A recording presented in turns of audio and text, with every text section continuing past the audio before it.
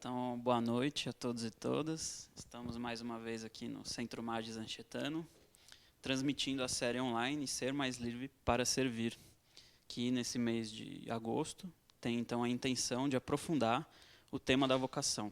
Nos 2 primeiros programas que tivemos, já aprofundamos a questão da vocação sacerdotal e da vocação religiosa. E hoje vamos aprofundar aqui a questão da vocação matrimonial, para, enfim, daí depois, semana que vem, cumprir todas essas 4 vocações que rezamos durante esse mês de agosto na igreja. Quero lembrar também que esse fim de semana aqui no Centro Magis Anchetano tivemos o encontro Horizontes Vocacionais, foi um tempo muito propício para os jovens rezarem e aprofundarem sobre sua própria vocação, seu projeto de vida, e todas as questões que permeiam isso. E, para hoje, chamamos aqui 2 casais, então a casa está cheia aqui, 5 lugares.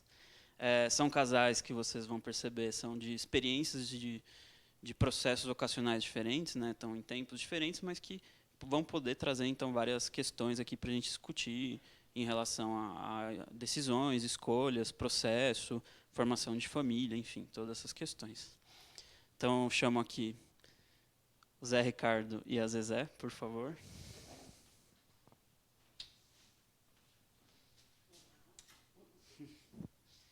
Aí vocês escolhem, podem sentar.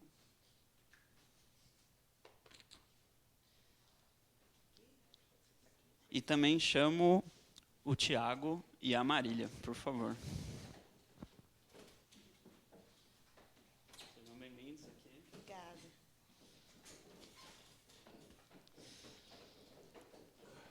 Acolhido aqui nossos convidados e convidadas, queria por fim acolher todas as pessoas que nos assistem aí pela página do Facebook do Anchetano.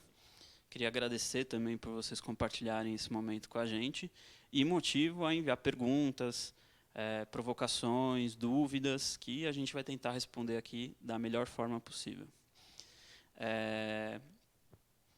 Bom, vamos começar do início, né?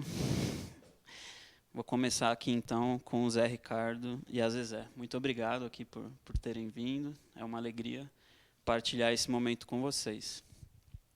Queria que vocês falassem um pouco, agora de modo, né, mais do ponto de vista pessoal, um pouco a origem de vocês, né? Como é que foi o contexto do nascimento, quando foi, onde foi, né? Vocês são de outro lugar, vieram para São Paulo, já nasciam aqui.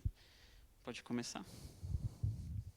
A gente agradece o convite, em primeiro lugar, né? É muito bacana estar aqui partilhando e poder contar um pouco da nossa vocação matrimonial, né? Como a gente chegou até aqui.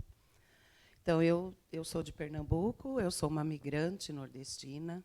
Meus pais saíram de lá recém-casados, eu tinha 6 meses, até ele fala que eu não vim, eu fui trazida, né?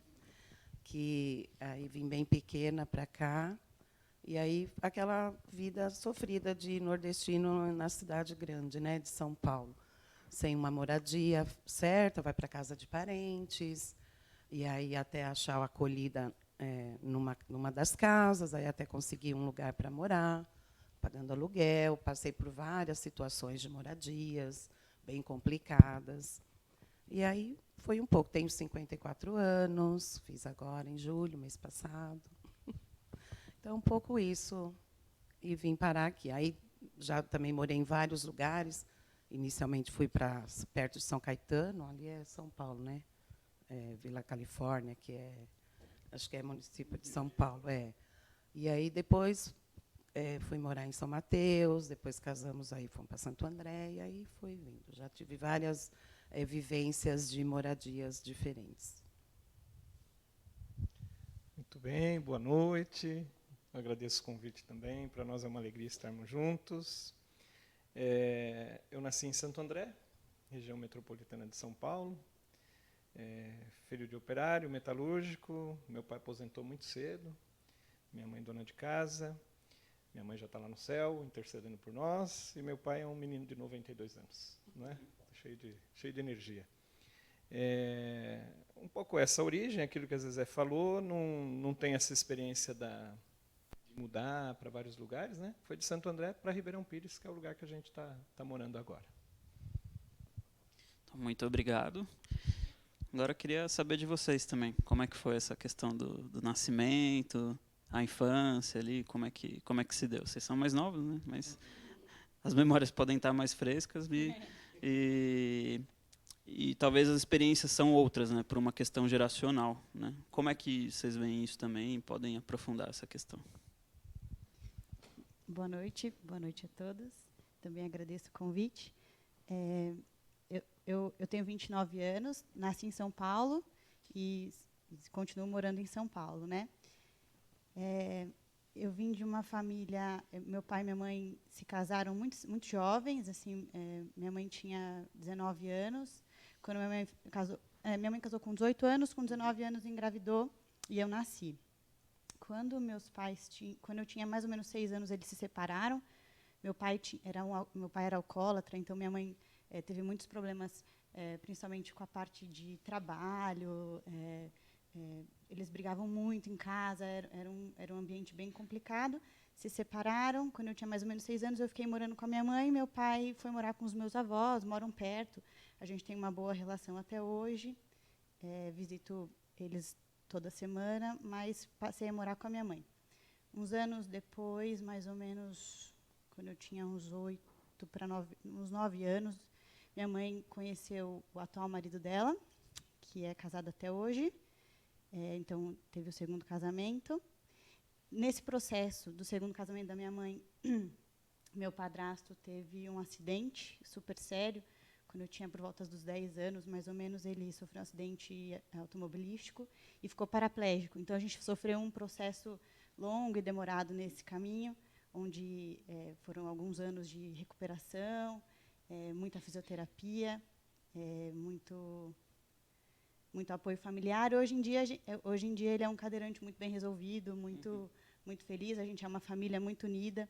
Eles têm um bom relacionamento, tanto meu pai com o meu padrasto, quanto eu e o Tiago com a minha mãe e com o meu padrasto. Eu falo que eu tenho 2 pais.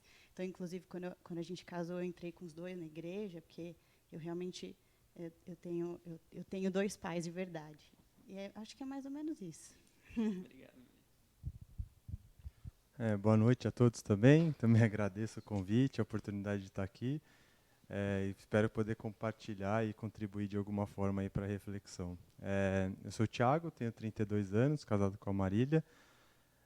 Sou paulista também, nasci aqui em São Paulo, vivi a minha vida toda aqui.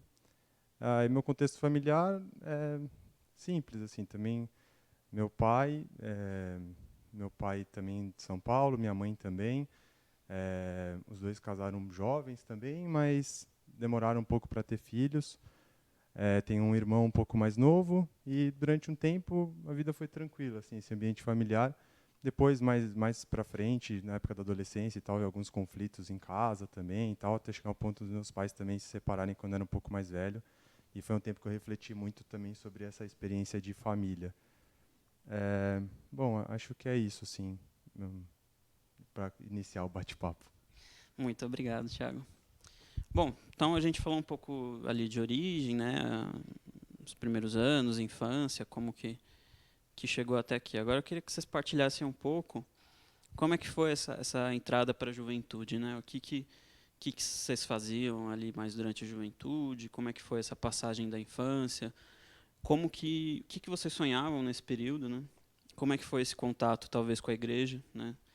Foi por pastorais, foi já pela família, foi por adesão a algum movimento? Como é que foi toda essa juventude, esse trilhar, esse caminho aí de jovem, enfim, morando aqui em São Paulo, com todas essas questões? Bom, a minha juventude, assim, até, né, escola, e termina o que era antigamente o ginásio, né? Aí eu parei porque tinha aquela coisa de ter que trabalhar, né, para ajudar em casa. Então, de início não tinha assim intenção de fazer o ensino médio logo de início. Precisava trabalhar para ajudar, mas aí com as crises, sei lá o quê, não consegui imediatamente começar a trabalhar para ajudar e aí dar continuidade aos estudos. Mas aí voltei, fiquei 1 ano, né, entre o ginásio e o colégio, sem estudar. Aí aproveitei e fiz datilografia, fiz datilografia, né? trabalhei numa oficina de costura, tal. E depois fui fazer o ensino médio. Aí optei por fazer magistério. De formação, sou professora. E a questão da juventude era aquela coisa assim, né? Eu sempre fui de uma família católica, mas meus pais não tinham aquela participação que hoje a gente tem e que a gente acredita e gosta de participar. Minha mãe ia nas missas, minha mãe que estava sempre presente em todas as atividades que eu vivenciava, formatura de 8ª série, primeira comunhão. Meu pai hoje é falecido, né, faz 3 anos, mas ele nunca teve uma participação assim efetiva na minha vida, no sentido de estar ali junto nas comemorações.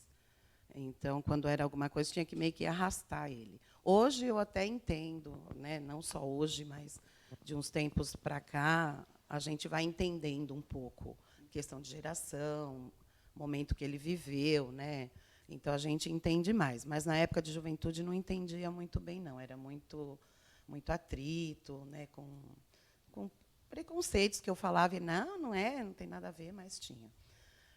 E eu falava para ele, então era muito assim, muita coisa que a gente rachava, né, digamos assim. Não sei se esse termo rachar existe. A gente rachava. E aí, então eu fiz primeira comunhão, porque minha mãe falava, meus irmãos também, só que aí eu queria continuar participando, então eu fiz o crisma. Então, o meu crisma foi o pontapé para a caminhada, porque aí lá no crisma, amei participar, fazer o crisma com o Paulinho, né, o seminarista, muito bacana, fui crismada pelo Dom Luciano Mendes de Almeida. E aí... Aí eu senti assim que quando nós fizemos o crisma, nossa turma tinha que optar por um trabalho na comunidade para ficar, onde você vai continuar participando, né? E aí eu fui para a catequese. Aí comecei minha caminhada de catequista por opção mesmo a partir do crisma. E dali não paramos mais, porque a gente pega o gosto, né? A gente quer estar ali participando. Aí tem aquela coisa da parte social também, de querer... porque a gente aprende coisas da Bíblia com Jesus, que aí a gente não quer que seja diferente no mundo, né? A gente quer também que todos tenham os mesmos direitos, que a gente tem que respeitar as pessoas, que tem que partilhar, ser solidário. Então, nisso vai aumentando cada vez. A gente vai passando o tempo, vai pegando gosto. Tem as dificuldades que tinha mesmo, mas a gente ia querendo estar ali. Aí ficamos minha juventude toda foi sempre com participação na igreja. Acho que é interessante você contar do Cine, a ocupação, e de levar o Mário Covas Pizarro. Depois eu complemento. Tá bem, ela preferiu fugir desses temas mais espinhosos. Muito bem. Minha família também, de tradição católica, mas não tinha uma participação, uma preocupação em ir na igreja nos grandes momentos, né? Mas não era muito de participar. Ainda ontem falávamos, pensando num jovem que a gente tem contato, né, que ele tem umas ideias um tanto quanto diferentes para a idade, né, não combina muito. Aí, às vezes, disse assim, quem fala? Porque eu também acho que sempre fui meio estranho, meio esquisito. Então, quando eu era pequeno, me interessava muito para essa questão religiosa, enfim, né. Minha mãe não ia, eu ia participar dos grupos de círculos bíblicos nas casas, anos 80, né? Eu ia com a vizinha. Enfim, ali também foi me ajudando a fazer uma caminhada. Quando eu passei para o ensino médio, período de ditadura militar, no ensino fundamental, o mundo para mim era o Vale do Contentamento, né? Aí, quando eu passei para o ensino médio, vários professores dando um outro panorama das coisas, falando de questões políticas, aí você vai meio que, nossa, o que está acontecendo nesse mundo, que não é tão contente assim, né? E aí juntou com, na época, né, no ensino médio, o pessoal do Alicerce da Juventude Socialista, que, se a gente for ver a história, depois sai no PSTU, enfim, participei ali de algumas coisas com eles, mas, ao mesmo tempo, eu acabei indo para uma comunidade de jovens, Era um grande grupo, mas aí depois o pessoal se organizou na Pastoral da Juventude, né, os meios específicos, a Pastoral da Juventude Escolar, que eu fiz parte e ajudei em algumas coisas. E aí essa pertença à igreja, as formações, as pessoas que nos ajudaram na época, as leituras, né? Li muito Leonardo Boff, Frei Beto, Padre Zezinho, né? Eram umas leituras que eu gostava de fazer. E vamos combinar que, acho que hoje, se a gente vai ler esses autores, né, o Leonardo Boff de modo particular, é exigente, né, é denso, né? Um jovem de 16, 17 anos lendo essas coisas é mesmo bem esquisito. Mas aí, com esse envolvimento social na época em que a ditadura estava chegando ao final, as grandes greves do ABC, aí esse movimento todo, né, esse olhar para um evangelho libertador, enfim, comprometido com os pobres, eu quis ir fazer algo nessa área depois na faculdade, né? Fiquei 6 anos sem estudar, depois que a gente saiu do ensino médio, a gente chegou a casar, ainda não tínhamos a faculdade. E eu queria fazer história, mas aí acabou não dando certo, e um primo que fez ciências sociais acabou me falando, né, vai fazer ciências sociais, você vai gostar. Tal. Aí eu fiz na Fundação Santo André e realmente deu muito certo. E tem a ver com essa questão da juventude, né, esse interesse com as questões sociais, tem a ver com aquilo que eu aprendi na igreja. Complementar agora que ele falou. Porque a gente, sem nos conhecer, a gente vivia as duas realidades de juventude.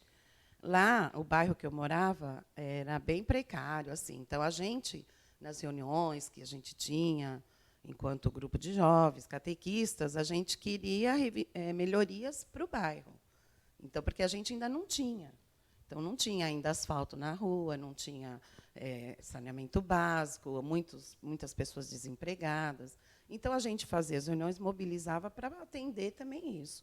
Aí ele falou do Mário Covas, que um dia ele foi lá e nós levamos ele bem nos lugares que precisava, que ele visse, né, para melhorar.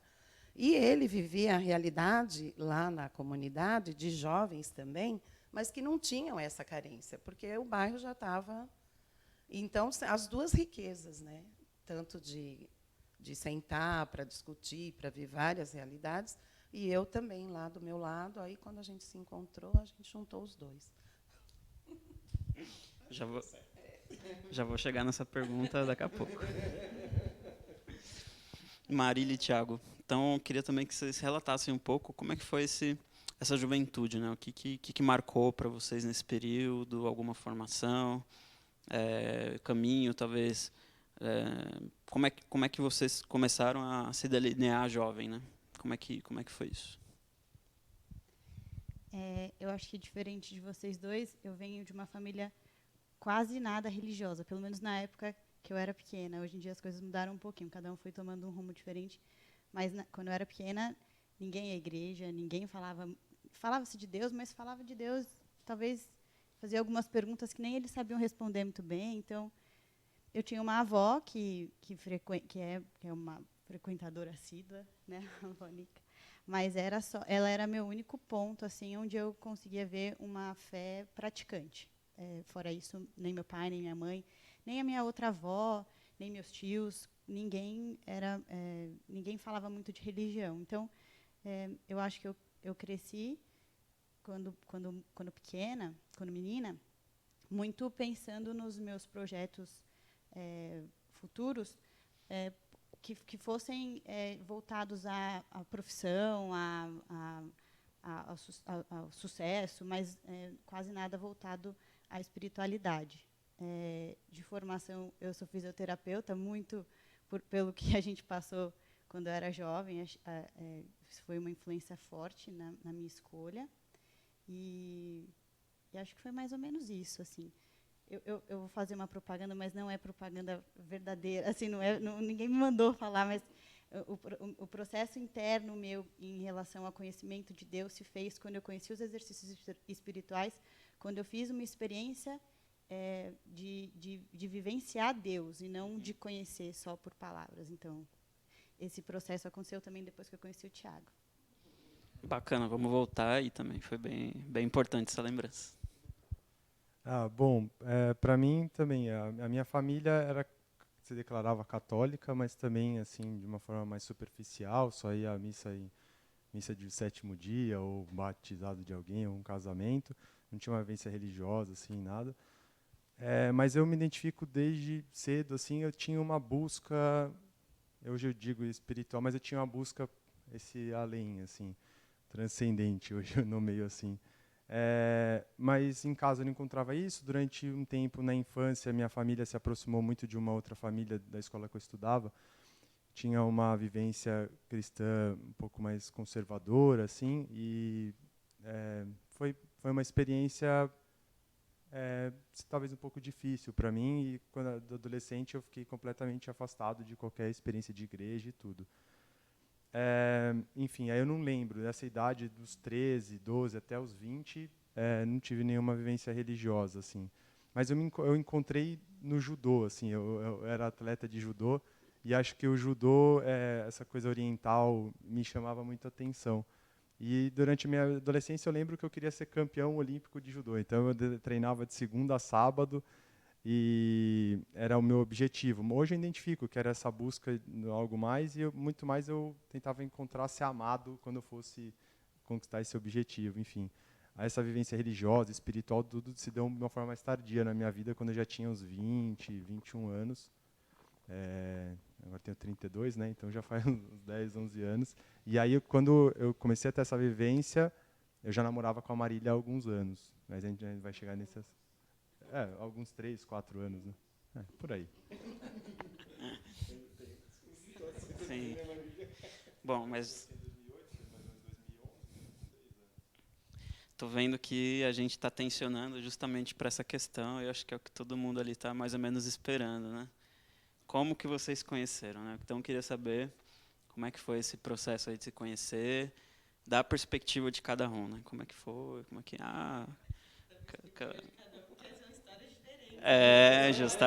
justamente.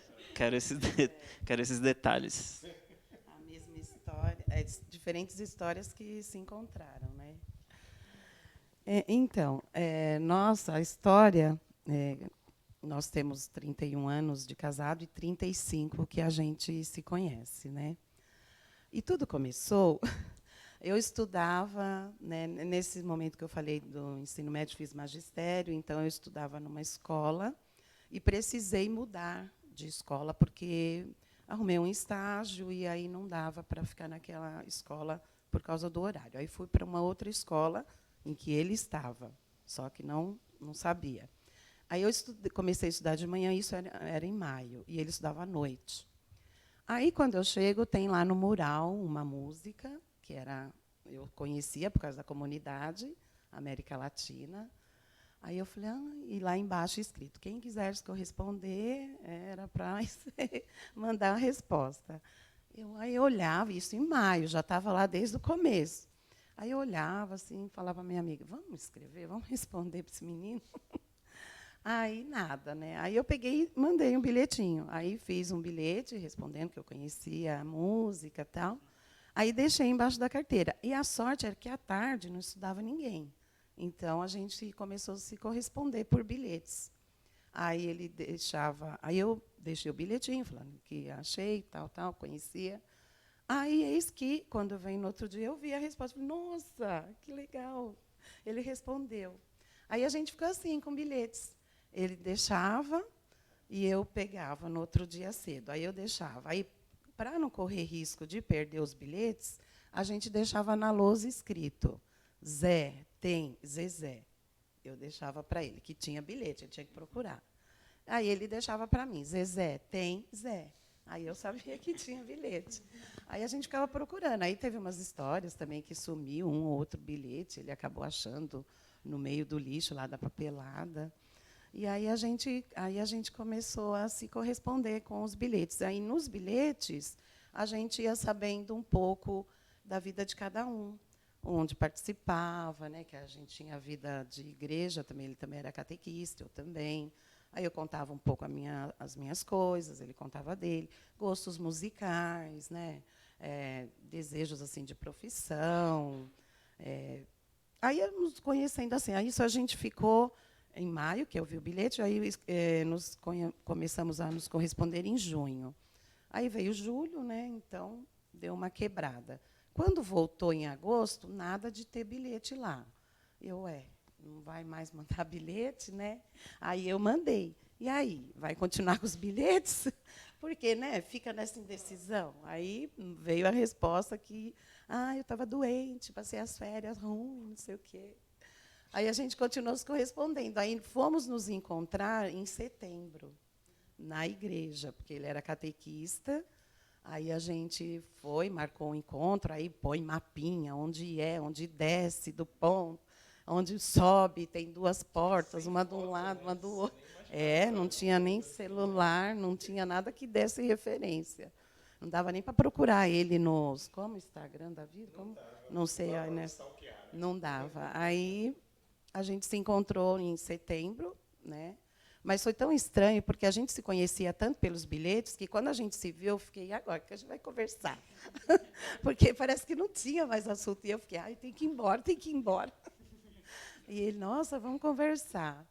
E aí a gente se encontrou, né, em setembro, e aí ficou meio aquela sensação, sei lá, vamos ver o que vai dar.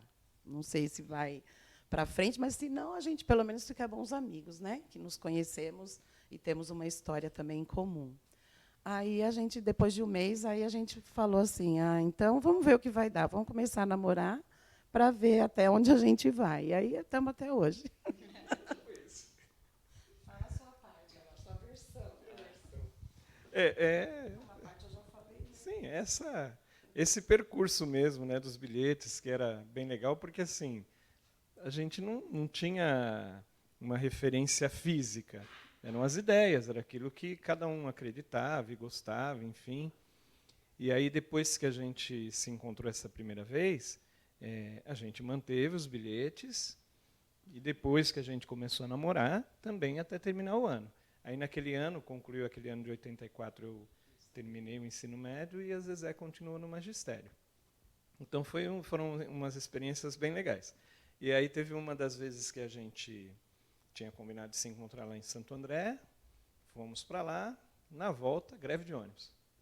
Aí viemos a pé, até a minha casa, que dava lá uma meia hora, uns 40 minutos a pé. E aí a gente foi conversando, enfim, a gente estava subindo uma avenida X, ela pegou e falou assim, aquela lá não é a sua mãe? E não é que era? E ela nunca tinha visto minha mãe? Aí eu subindo assim, falei, minha mãe! Sabe, uma coisa assim, um negócio muito... O que minha mãe está fazendo aqui? Um negócio muito doido, enfim. Aí foi a primeira vez que ela foi em casa, né, porque da casa dela, de Santo André até a casa dela, era infinitamente mais longe. Se dá na minha casa, dava uns 40 minutos, ela dava acho que 1h30, 2 horas. Eu fiz tipo assim, eu parei na casa dele para dar uns cansinhos, Sim. depois eu continuei. Aí depois continuou. Sorte que encontrou um colega que ainda acompanhou para poder ir junto, né? Eu fui com ela até uma altura do caminho e depois ela continuou. Aí foi quando ela conheceu minha família, né? Aquela coisa doida, né? Já profetizou quem ia ser a sogra ali, né? Exato. Não, aquilo foi muito... Como assim, né? Nunca viu, né? E essa é verdade, os bilhetes.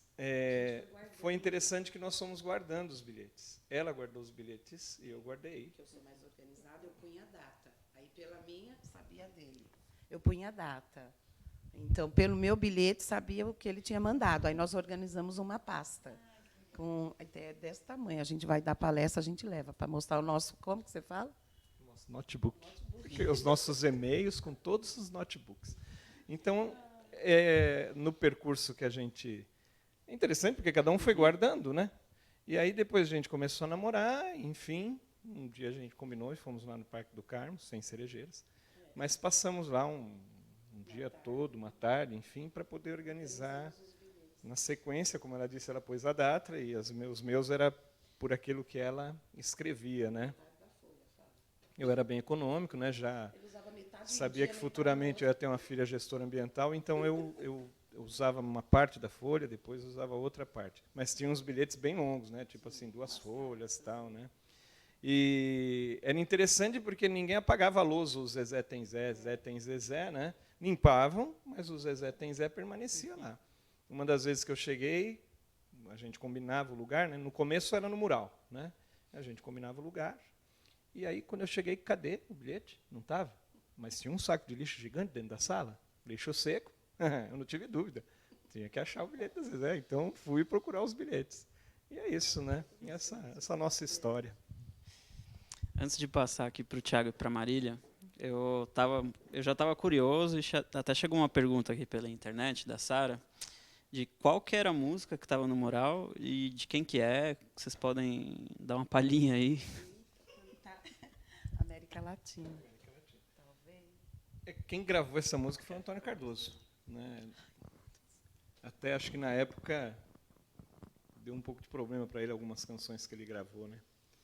E diz assim: talvez essa canção chegue tarde demais, talvez a violência seja grande demais. Aí o refrãozinho. Chega uma parte que fala assim: América Latina, eu te amo demais, que acabe a violência que mata demais. Era mais ou menos. Somos um supermercado para as multinacionais. Triste ver que tudo se acentuou, né? Pois é. Acho que o supermercado se tornou super poderoso, né? Até demais. Uma profecia aí meio estranha. Mas obrigado aí pela palhinha, viu? Foi bonito. Acho que a referência é Antônio Cardoso, América Latina, dá para achar. Então, Antônio Cardoso. Eu mando para você, e aí se o pessoal quiser, via Facebook, vai pedindo, o pessoal está enxertando, passa a música para vocês. Então, beleza. Antônio Cardoso, América Latina. E como que era a comunidade assim que a gente participava, que nem eu participava lá na Jesus Ressuscitado, que foi onde a gente se casou, que cantava essas músicas na igreja, na missa. A gente, tanto é que eu me identifiquei porque eu também ouvi essa música lá. Bacana. Comunidade, então, era...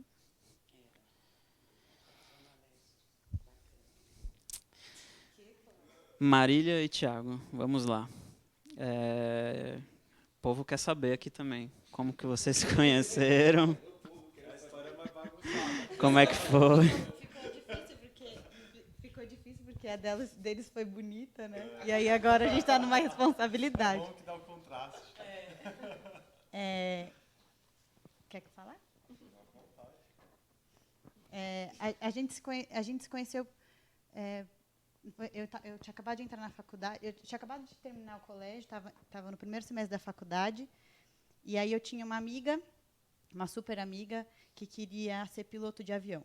E aí ela foi fazer um cursinho para isso, e o irmão do Thiago é piloto de avião, tinha acabado de terminar esse cursinho, passou no concurso, e um dia ele foi fazer uma palestra no cursinho, ela estava lá, se apaixonaram, um olhou para o outro, tal. E aí ficaram conversando, e ela falando dele para mim, não sei o quê. E aí um dia ela falou assim, que queria conhecê-lo, que ia sair com ele. Só que ela não dirigia, e eu dirigia. Então, eu botei um monte de amiga dentro do carro e falei, vamos encontrar com ele no barzinho. E o irmão do Thiago não dirigia também e fez ele levar ele para o barzinho. Então, só que ele foi sozinho, coitado. E eu levei um monte de amiga junto.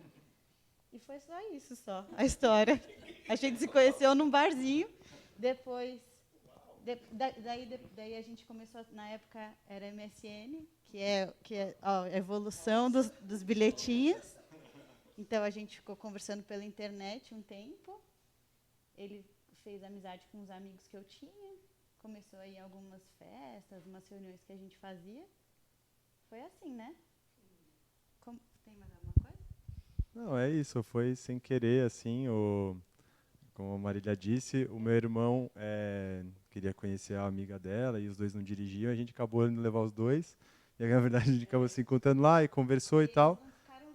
Eu acho que a diferença é que os nossos bilhetinhos já eram pela internet depois, porque aí essa fase esse aplicativo lá de mensagem, a gente ficava conversando, e na época a internet era mais barato quando era de madrugada, né? Então a gente entrava à meia-noite para ficar conversando algumas horas, que era mais barato a internet, ficava conversando ali, sei lá, até mais de noite. E começou a conversar.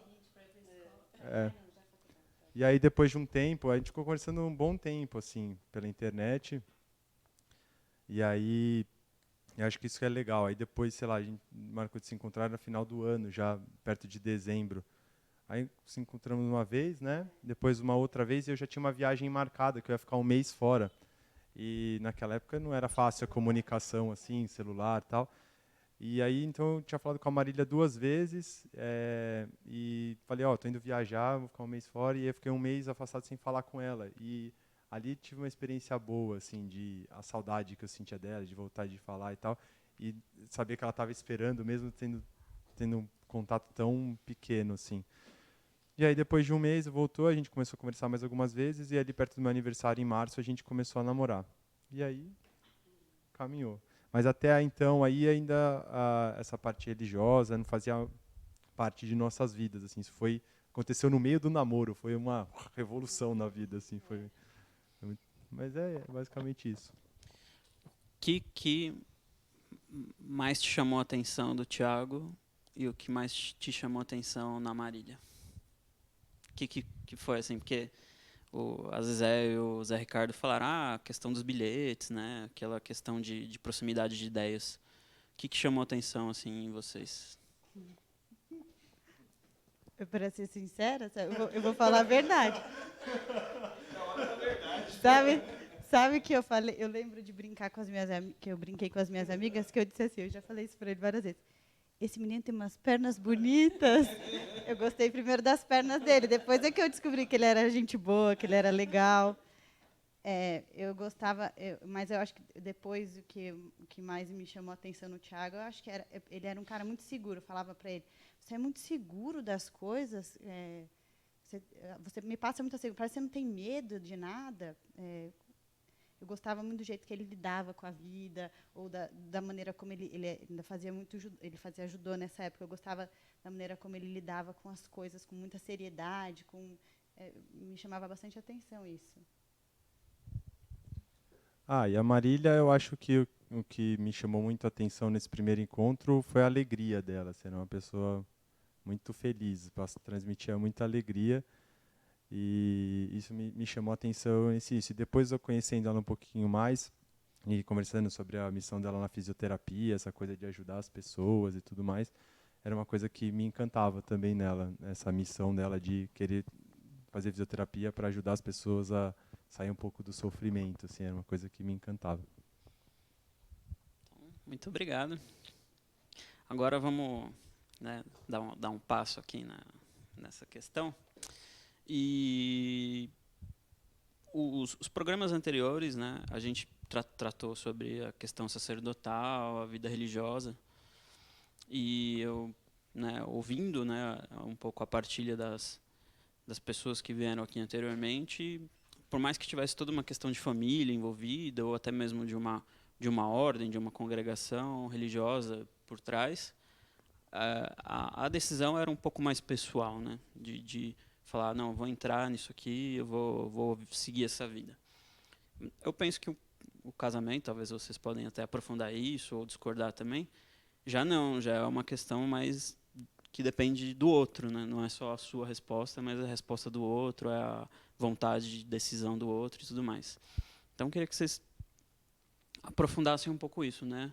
Lembrando talvez também a história, né, de como é que foi decidir, tá bom, namoramos, né, tivemos esse momento, nos conhecemos e vamos casar, né? Como é que foi dar esse passo a partir dessa questão da decisão e tudo mais? Depois dos bilhetes, né, que aí a gente se encontrou, aí a gente deu o sim, que a gente ia começar a namorar. Nós namoramos 3 anos. E aí a gente casou no mesmo mês que a gente começou a namorar, dia 7 de outubro, foi o sim, lá no fórum em Santo André, né? A gente se encontrava sempre ali em Santo André, que era fácil, porque lá em São Mateus era mais complicado. Demorou para me dar o tempo? Porque a gente fica, né, sem saber se realmente é aquilo, a gente vai indo com mais calma, né? Aí a gente começou a se relacionar, mas não era uma coisa assim muito maluca, né? Estávamos nos descobrindo, o fato da gente se conhecer por bilhetes. Então, pessoalmente, parece que a gente queria comprovar mesmo que tudo aquilo era realmente aquilo que a gente, né, tinha ouvido e conversado. Então, a gente teve esse tempo para ir descobrindo, aí a gente ia se apaixonando mais um pelo outro, no sentido de que, olha, que bacana que você é assim, né?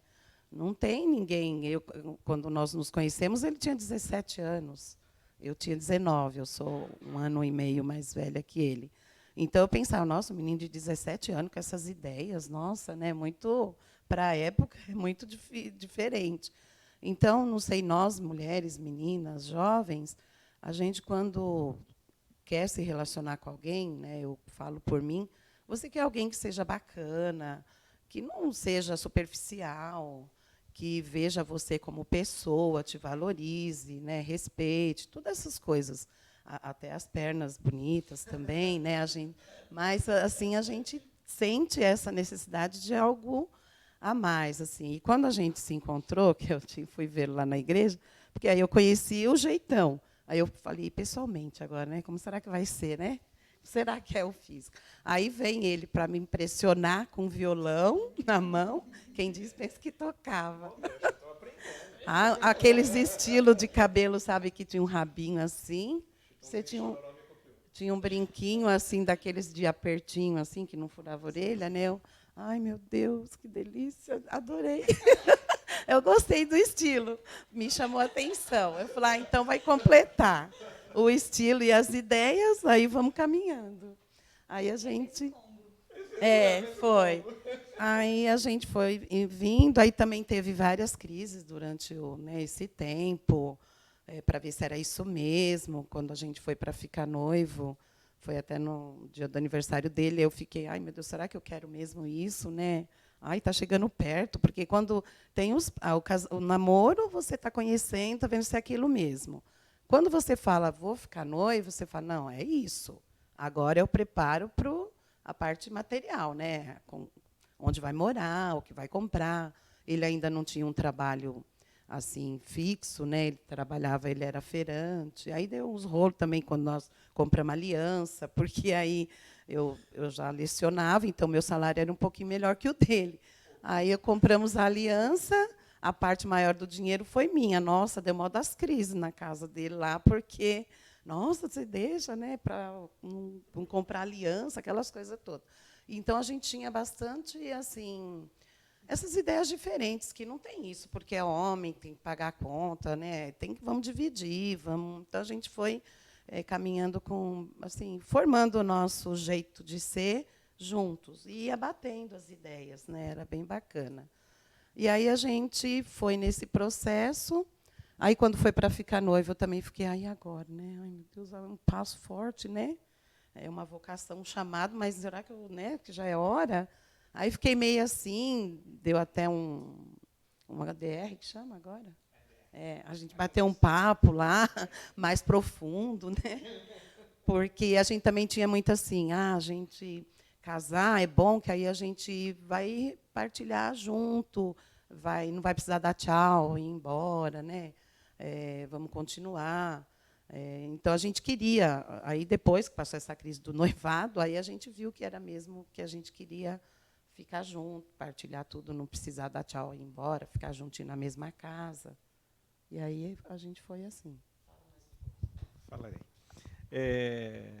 Foi um processo, acho que muito dessa coisa da aproximação das ideias, né, daquilo que a gente acreditava, né, esse sonho de construir um mundo novo, de lutar por coisas novas, né, tanto lá na comunidade da Zezé, que era uma experiência, quanto na comunidade que eu participava, que era outra, um pouco mais intelectualizada, né, uma discussão mais místico-cósmica, transcendental, energética, espiritualista, supraluminosas, né, e lá não, lá era mais pé no chão, era um pessoal bem engajado, bem envolvido, devido às necessidades.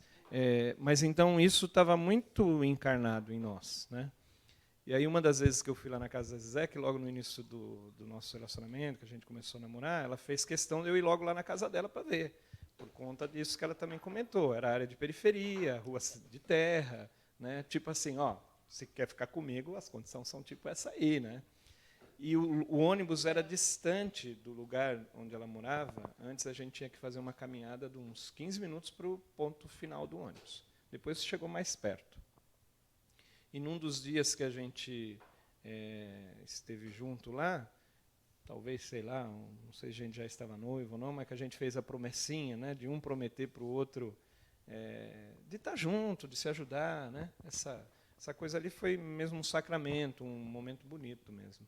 E depois teve uma vez lá que teve uma crise bem grande, que ela não sabia, agora não sei se eu quero casar. Já estava perto de casar, né? Aí fomos lá no Parque Regional da Criança, em Santo André, e ficamos lá uma tarde. Falei, pronto, né? Estamos tudo tá perdido. Mas, enfim, né, superamos. E aí, no começo, quem ajudou muito a gente foi meu pai e minha mãe, porque havia uma casa no fundo que eles alugavam, né?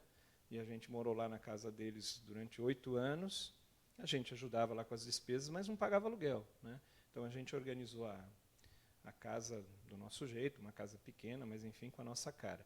Inclusive, aqui, hoje, a gente chegando aqui no Anchietano, a gente viu as cortinas, né, que são feitas de varetinhas, era a cortina que a gente tinha no quarto. Então, essa coisa de procurar aquilo que a gente gostava. A casa ficou muito com o nosso jeito, né, com o nosso estilo. Né? Coleção de broche na parede, né, quadro do Che Guevara, né, Santa Ceia do Salvador Dalí, coisas assim. Né? E eram só 2 cômodos, aí o quarto era grande, aí a gente fazia de quarto e sala. E aí a sala eram umas almofadas no chão, porque não tinha sofá, e a gente optou em não ter televisão também. Então, a gente não tinha televisão. Nós viemos ter televisão quando o Lucas já tinha, acho que o Lucas, nosso filho, tinha uns 5 anos. Porque aí fica quer assistir os desenhos, as coisas, aí a gente, né, não vamos ser tão radical. Aí a gente comprou a TV. Mas a gente, por opção. Então, era tudo do nosso jeitinho. Coisas que, às vezes, a gente queria ter o nosso espaço, o meu e o dele. Aí a gente juntou e ficou do nosso jeitinho. A gente tinha aquele quadro que a gente gostava de ir. Antes tinha a Feira Hippie, que a gente chamava Feira da Fraternidade. Aí sempre comprava umas coisinhas e a gente tinha lá na casa. Aí os sobrinhos, quando iam lá, na minha sogra, gostavam muito de ficar em casa, dormir lá, né, com a gente. Então, foi assim, foi bem gostoso, né? A gente se identificou bastante. Bacana, muito obrigado. Marília e Thiago, por favor, como é que foi esse processo, né, depois desse namoro? Depois não, né, mas durante, como que vocês sentiam? Como que foi esse sentir e pensar e decidir para esse passo, né? Como é que foi? Agora vem. A gente começou a namorar, eu tinha 19 anos e a gente casou, eu tinha 25. Desse caminho todo aconteceram muitas coisas. Acho que você fala melhor, né? Pode ser. Bom, então aí a gente estava namorando já há alguns anos. E, de verdade, eu acho que eu não pensava muito quando ia casar. Eu acho que eu tinha um desejo de eu falar assim, casar um dia. Mas aquela coisa de pensar assim, vou casar quando estiver estruturado financeiramente, vou casar quando já tiver no emprego XPTO que eu imaginava. Então, essas coisas do tempo moderno que você quer ter tudo estruturado para aí sim tomar uma decisão e tal. Mas não pensava muito nisso. E, paralelo a isso também, eu tinha algumas questões de saber se era isso mesmo que eu queria para a minha vida, pelas minhas questões familiares. Foi uma época de muita turbulência familiar em casa, meus pais brigando demais, chegando ao ponto de se separarem, então ficarem muitos anos sem se falar.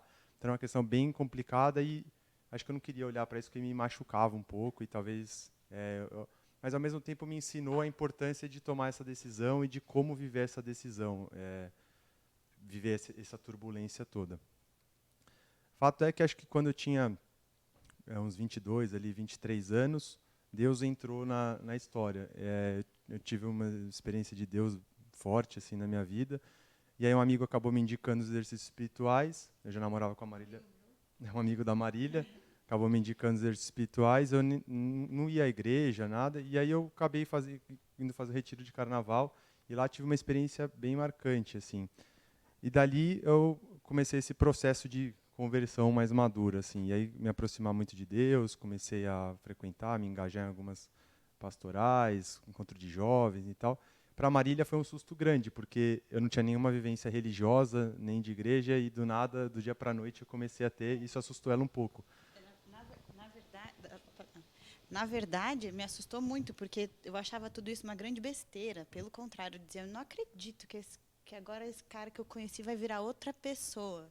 Então, para mim, na verdade, foi até um susto grande. Sim, porque ali quando eu Eu comecei resisti muito. a me engajar na pastoral e a praticar mais espiritualidade, eu encontrei um sentido muito grande para minha vida, maior do que tudo, do trabalho e tudo. Só que ao mesmo tempo foi uma crise muito grande pessoal, porque aí eu queria mais, queria dar mais, até o ponto que no meio do namoro eu entrei no discernimento vocacional, e aí enroscou o negócio. Aí, não, e aí foi um momento assim de muito difícil para nós dois, porque eu cheguei a comentar com ela que eu estava entrando nessa crise, que eu entrei no discernimento vocacional, só que isso virou um tabu no relacionamento, porque imagina, como que você vai fazer planos com alguém que você não sabe se vai ficar ou não? E eu, na verdade, não sabia nem o que era discernimento vocacional. É. Eu acho que talvez isso não teve a proporção tão forte, porque eu não sabia direito o que isso significava realmente. Mas aí, nesse processo, e principalmente com o auxílio dos exercícios espirituais, eu entendi que qualquer decisão que eu fosse tomar na minha vida eu não poderia tomar sozinho. Eu precisava primeiro tomar com Deus e também, se fosse casamento, a importância de discernir junto com a pessoa que eu ia discernir essa vocação.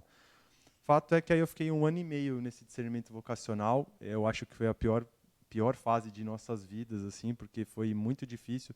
Para mim, a tensão emocional foi extremamente desgastante, mental, espiritual e tudo, porque eu não sabia para onde eu ia, tinha apelo para tudo quanto era lado, enfim, até chegar ao processo de... aí eu fui fazer um retiro um pouquinho mais longo e aí de decidir a vocação. Mais de um, né? Mas esse último aí, a questão que foi aprofundando, nesse período a Marília foi se abrindo também para a experiência dela, né? Aí depois ela pode falar um pouco melhor.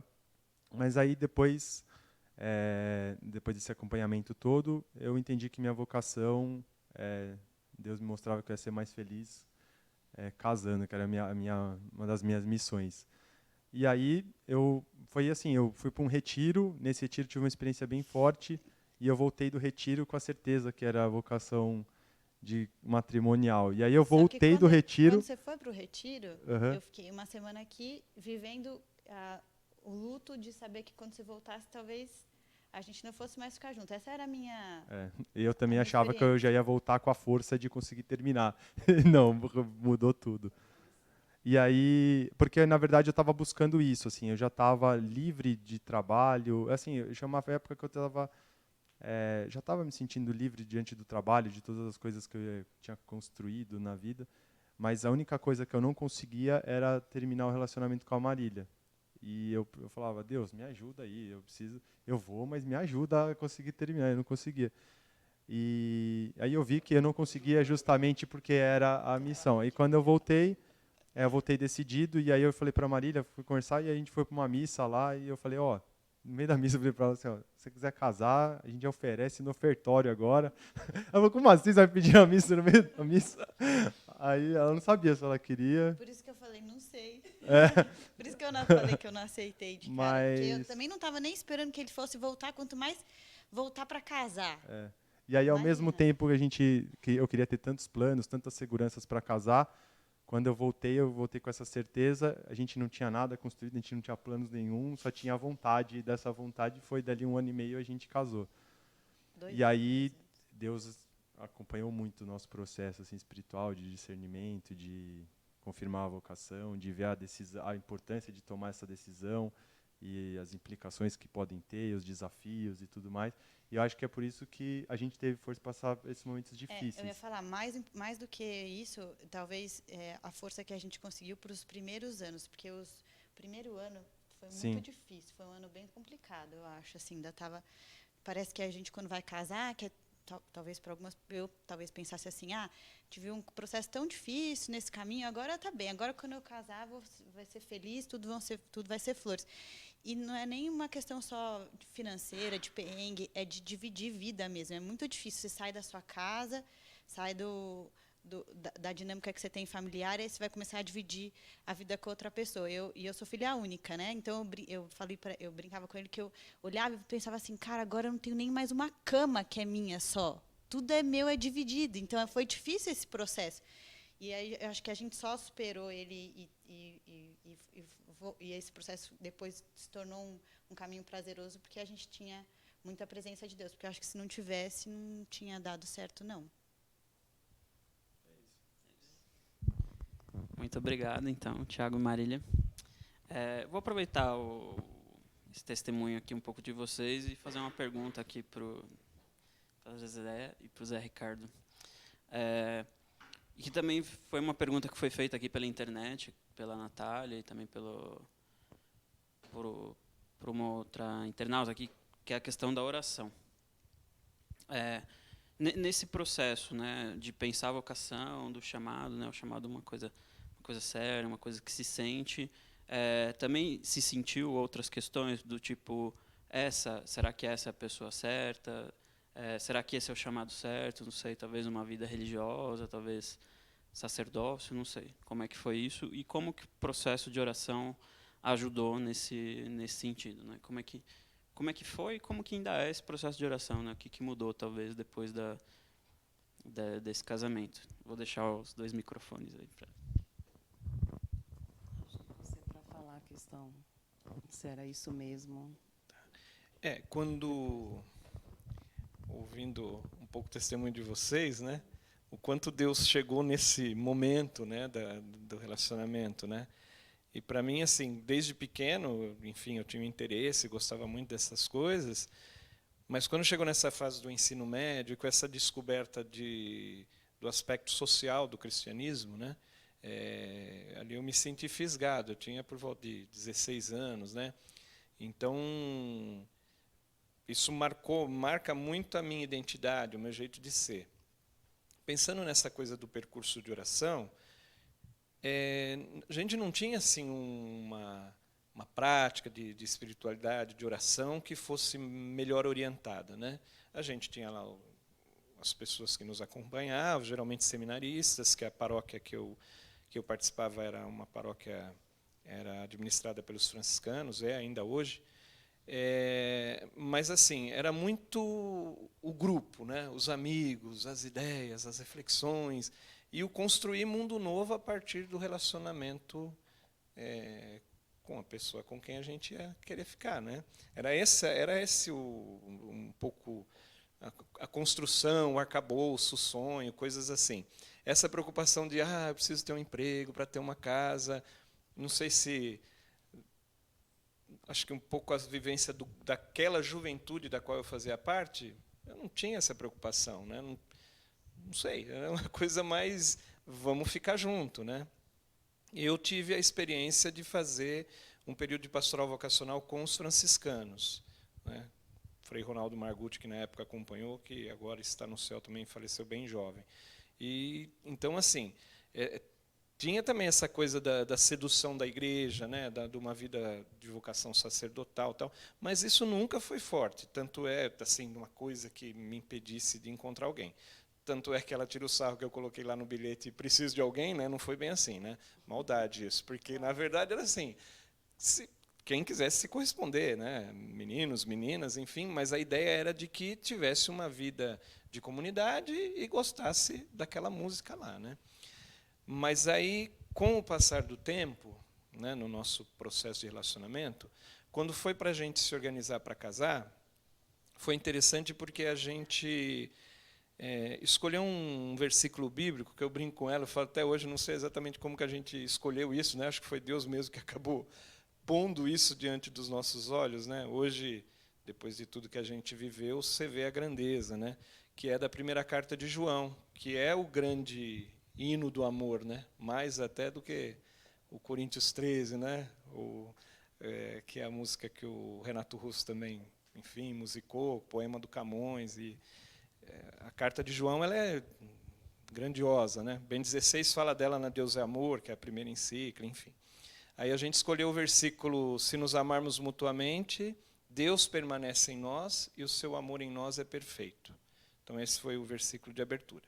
E na época você ia na gráfica e comprava um convite pronto, né? Como 2 passarinhos se encontraram, como 2 flores se perfumaram mutuamente, como 2 pedras ficaram juntas, enfim, tinha umas coisas já prontas assim, e a gente não queria isso, a gente queria construir uma outra coisa. E aí a gente colocou no convite de casamento, diante dos nossos convidados, assumiremos o compromisso de sermos sinal vivo do amor de Deus entre os homens, né? Então, esse percurso para montar tudo isso foi um processo orante, né? Ainda que não sistemático, mas foi um processo orante, né? E, de algum modo, né, das devolutivas que a gente já teve todos esses anos da nossa vida, pessoas que chamam a gente para padrinho, gente que às vezes vem e fala do quanto a gente serve de modelo, de exemplo, acho que a gente cumpriu esse... quando alguém vai ser bispo, vai ser padre, uma religiosa, escolhe um versículo bíblico e uma motivação. Para nós foi esse processo, e também foi muito bem pensado. Os amigos, de um modo particular, acho que ajudaram bastante no sentido desse sonho, né, de construir uma família nova. E o padre Pablo, né, que foi quem esteve conosco no dia do casamento, porque não foi ele que fez, quem fez fomos nós, né, mas esteve conosco, uma pessoa fantástica, ele espanhol, enfim. Depois ele gostou tanto de ter casado a gente que ele também casou, né? Agora já está no céu, contribuiu muito com o Dom Paulo Evaristo Arnes, né? Então, ele também foi muito parceiro nosso, né? A gente conversava bastante com o Pablo. Eu acho que a gente teve essa questão da fé também muito forte.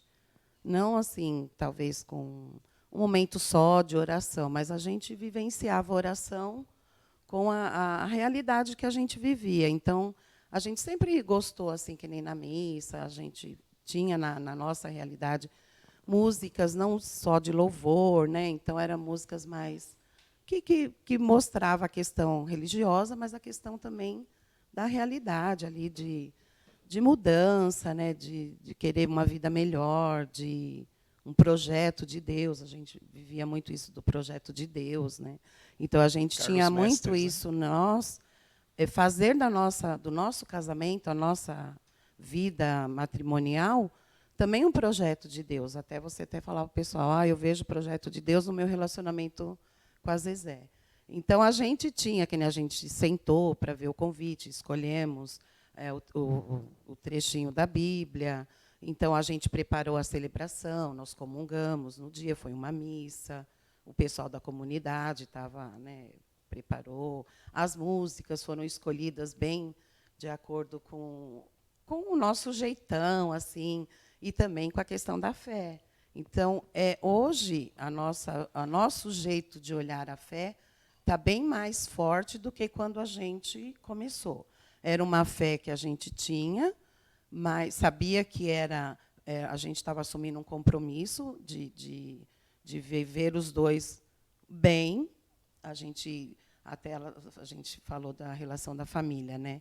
Então a gente tinha muito assim. O que eu vejo que não é legal na minha família, eu não vou querer fazer na minha, né? Eu não vou querer vivenciar coisas que eu não gostava, jeito de tratar às vezes o filho, modo áspero de conversar. Então já queria que isso fosse diferente na nossa.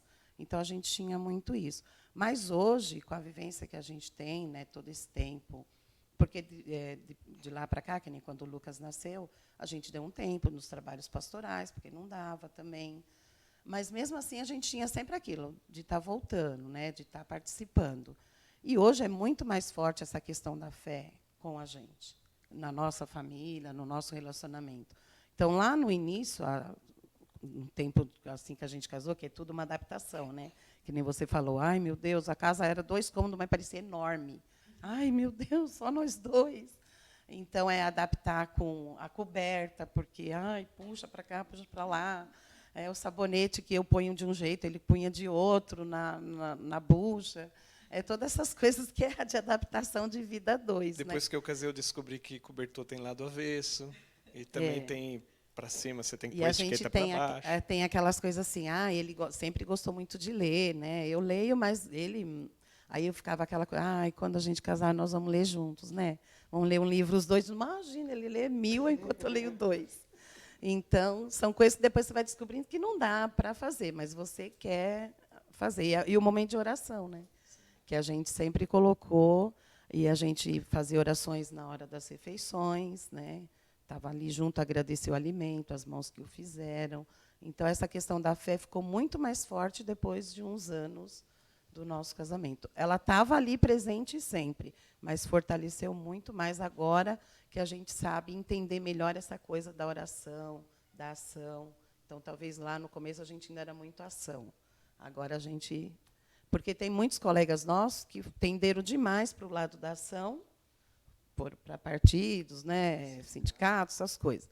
Outros ficaram muito do lado só da oração, né, uma vivência de igreja que a gente não comunga, assim. E a gente, eu acredito que hoje a gente fortaleceu muito essas duas partes. Eu não consigo, tudo eu falo, ai, Senhor, orienta. Eu rezo muito, sempre estou pedindo. Eu não rezo pelos meus filhos todo dia, toda hora. Então, esse momento de oração é muito forte mesmo na nossa vivência. Ô, senhora rezadeira, rezadeira, ô, rezadeira senhora. No casamento, eu acho que legal, a Zezé falou das músicas, eu quero falar de uma só. A marcha nupcial foi Senhorita, do Zé Geraldo. Quer dar uma palhinha aí também? Não, deixa eu explanar. Essa é mais conhecida. Muito obrigado pela partilha. Tiago e Marília, queria que vocês falassem um pouco, vocês já até falaram bastante, né, dessa questão da oração, que esteve permeando, sobretudo, no processo de escolha de vocês, mas também queria que vocês falassem um pouco de pessoas, talvez atividades, talvez outras questões assim que ajudaram nesse processo, né, alguém acompanhando, talvez até um versículo bíblico, talvez que tenham marcado vocês também, mas que como que essa questão externa, assim, que não é tão externa, né, mas que são às vezes pessoas, situações que ajudam, né? Como é que foi isso para vocês? Queria que vocês pontuassem o que foi importante ali para essa decisão, talvez até, né, quais sinais foram se revelando nesse processo.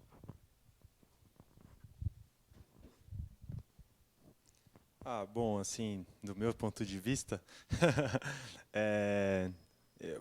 como eu falei, né, essa questão do discernimento vocacional surgiu primeiro com essa busca de encontrar Deus, e depois encontrei o sentido da vida em Deus, e aí a oração se tornou uma coisa muito importante na minha vida, e foi um momento de conflito com a Marília, porque tomou grande parte da minha vida, e eu de fato eu fui me transformando, assim, para ela foi difícil também essa adaptação nesse início.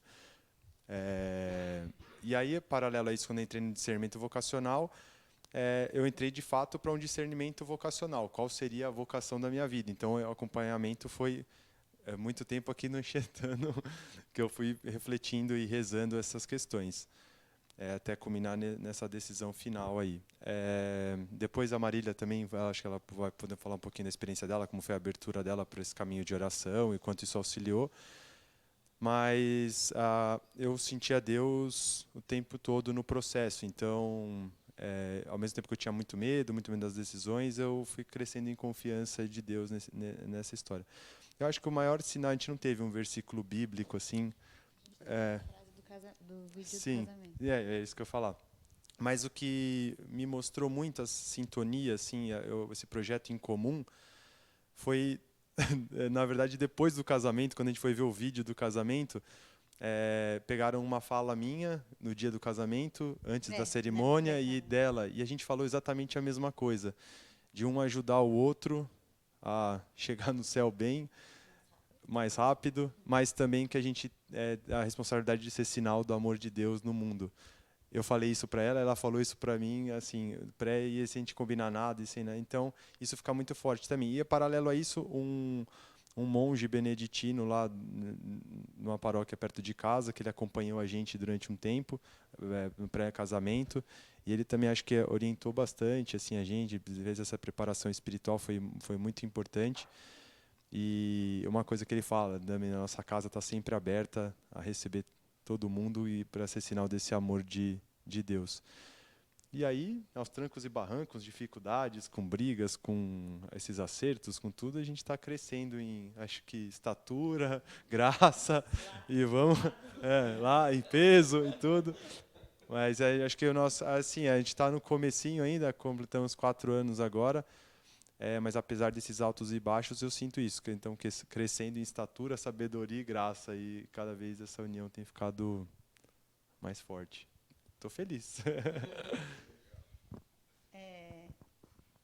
De outras pessoas, né? Eu acho que a grande diferença, talvez, a gente teve influência de muitas pessoas, de dentro da igreja, de fora da igreja. A gente tem até na parede do nosso quarto, a gente fez um mosaico, Mural, assim, um mural de fotos que a gente fala que são os inspiradores. Então, a gente tem fotos de pessoas que inspiram a gente, nos inspiram a ser pessoas melhores. Mas eu acho que a grande diferença foi quando a gente começou a aprender a mudar internamente. Eu me mudar e ele se mudar. Quando a gente conseguiu realmente parar para olhar para dentro da gente, aí a gente começou a ser melhor com o outro. A gente conseguiu conseguir olhar para o outro com mais amor, com mais paciência, com mais benevolência. Porque no começo foi realmente uma questão um pouco mais conturbada. Foi um ano, assim, mais ou menos, desses 4 anos que foram mais difíceis. Mas e esse processo do conhecimento interno de Deus é que eu acho que ajudou principalmente, porque quando a gente conseguiu olhar para dentro e mudar algumas coisas que a gente tinha internas, a gente conseguiu que o nosso relacionamento ficasse muito mais próximo, né? Muito mais unido. Mas falando, acho que assim, do papel da oração, de fato, assim, acho que não é nenhum exagero falar que sem esse processo espiritual, sem esse processo de oração, acho que a gente não estaria junto hoje. Porque eu era uma pessoa muito mais difícil do que eu sou hoje. A Marília, acho que também, a gente cresceu muito com Deus, assim, na nossa vida. Mas, ao mesmo tempo, eu acho que o nosso movimento foi um pouquinho diferente. A gente cresceu nesse movimento espiritual e de uns tempos para cá a gente tem sido impelido a ir mais para ação. Então a gente era muito pouco ação e a gente ficou muito tempo, acho que, fechado nesse movimento espiritual, mas agora, de uns anos para cá, cada vez mais levar isso para ação concreta. Tanto é que mudou também toda a minha vida profissional, acho que eu nem falei no começo, mas com essa coisa do judô eu fiz educação física no início. E aí hoje eu sou professor de ensino religioso, a vida foi virando e a Marília acompanhando todo esse processo também, e a gente tem projetos em comum e tudo mais. Enfim, acho que é isso. O editor do vídeo do casamento de vocês estava atento, né? Para pegar. Você não sabe quanto. Isso é verdade. Tem coisas lá que a gente só olhando agora, Só agora a gente fala, entende. Sensibilidade e a grandeza aqui. Pois é. O bacana também dessa sua fala, da fala de todos vocês, né, que o quanto é importante essa questão do contemplativo na ação, né, que a questão da ação e da contemplação, elas andam juntas, né, elas são parte são duas partes de um todo, né, que nos fazem essa busca pelo reino. Então, muito interessante. Osvaldo, posso falar uma coisa que eu lembrei agora? O meu caminho de conhecimento interno de Deus se fez aqui no Anchietano, numa vez que eu vim para cá, muito contrariada, porque eu achava tudo isso uma grande besteira, um lugar que eu não estaria por livre e espontânea vontade nunca. E eu entrei muito de mau humor, fiquei 1 hora lá esperando para acabar uma tarde de espiritualidade, esperando tocar o sininho. E aí era um texto que Maria Madalena chegava até o túmulo e não entrava. E aí, no finalzinho, assim, ela olhou para mim e disse assim: por que você não entra, hein? Você não vai entrar por quê? Vem. E eu falava: vou não. E aí foi a partir desse convite que eu falei: tá bom, vou entrar devagarzinho. E aí depois isso mudou toda a minha vida. A partir daquele dia mudou toda a minha vida. Obrigado pela partilha, Marina. Bacana mesmo. Já que a gente entrou nesse ponto, eu vou fazer uma pergunta bônus aqui, que eu achei bacana, fiz ela semana passada já, eu acho que ela é interessante para a gente aprofundar algumas questões. Essa série, ela se chama Ser Mais Livre para Servir, né? Que também é o tema anual do programa Mais Brasil. Como que vocês encaram essa questão do ser mais livre dentro do matrimônio, né? Porque é uma partilha com outra pessoa, né? Então, como que vocês encaram essa questão da liberdade dentro do matrimônio e como é essa questão do servir junto também, né? Servir em casal ou em família?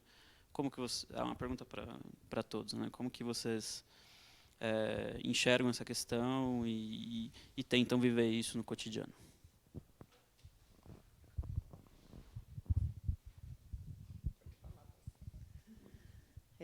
Servir. A gente tem uma preocupação grande mesmo em servir o próximo, né? Eu acho que a gente não queria um casamento, um matrimônio que ficasse só fechado entre nós dois e depois com os filhos, aquela coisa em que não fosse aberto às pessoas, né, à vivência das realidades da igreja. Então, isso faz parte, quando a gente tinha em comum lá no começo, que a gente queria casar, a gente não queria um casamento fechado, em que as pessoas, depois que casou, não aparece mais, né? Tem outro grupo de amigos. Aumentou, porque aí ele tem os amigos que eram da parte dele, aí passou a ser nossos, e os que eram da minha parte passou a ser nossos, né?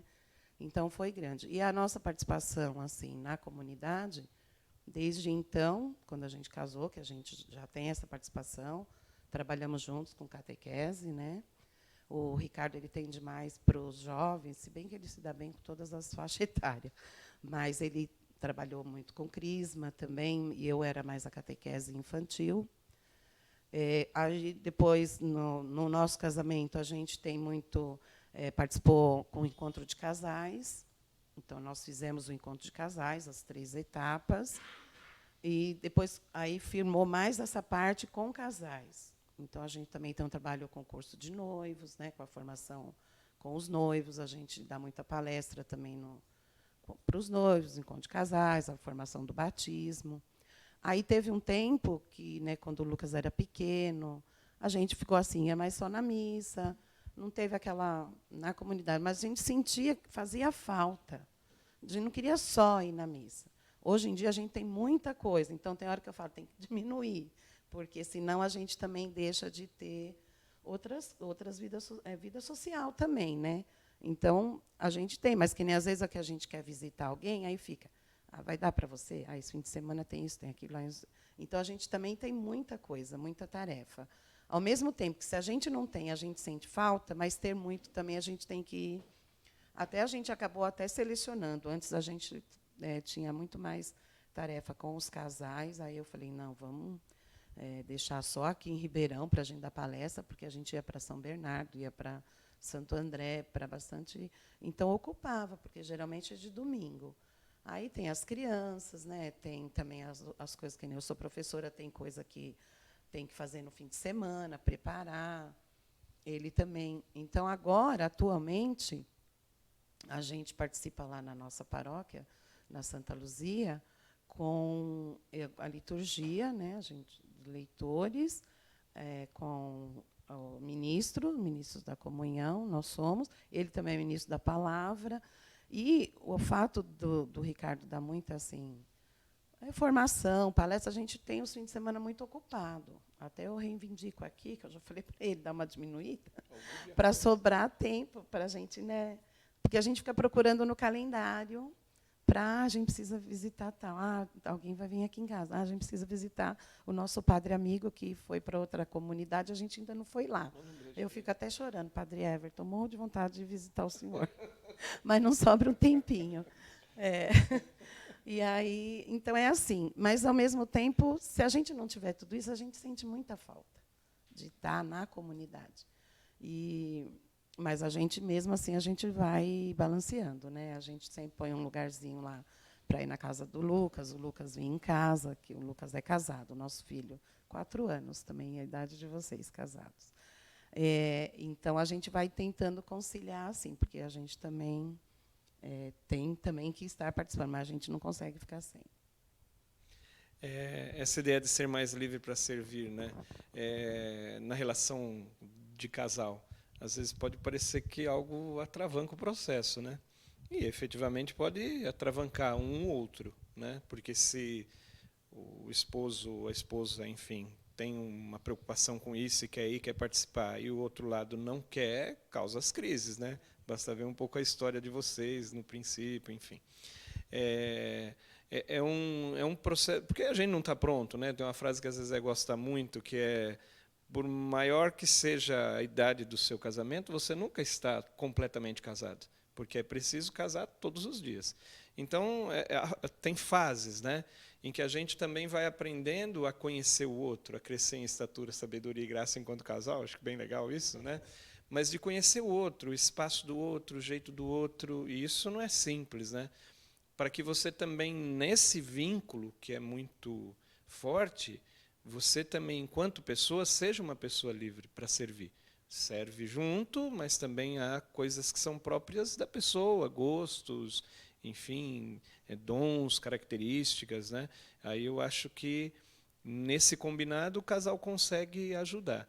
E eu penso assim, né? Sempre é uma crise muito grande porque contemplativos na ação, mas sempre parece que o amor aos pobres de Deus a gente é sempre falho, né?